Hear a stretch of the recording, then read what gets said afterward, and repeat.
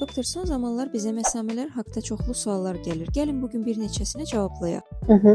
Məsamələrin yaranması nə ilə əlaqədardır? Əslində məsamələr dəridə yerləşən piy vəzlərinin dəriyə çıxışıdır və onların genişlənməsi daha çox dərinin həddindən artıq yağ ifraz eləməsi ilə əlaqəlidir. Bəs məsamələri tam aradan qaldırmaq olarmı?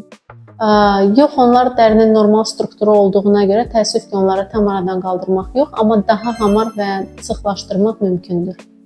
Doktor, bəs məsamələri hamarlaşdırmaq üçün nə edə bilərik? Məsamələri hamarlaşdırmaq üçün rutin olaraq dərinin təmizlənməsi çox önəmlidir. Bundan başqa baxım vasitələrinin içində salisil turşusu, qlikol turşusu, azilaik asid və krem formasında retinoidlər istifadə oluna bilər.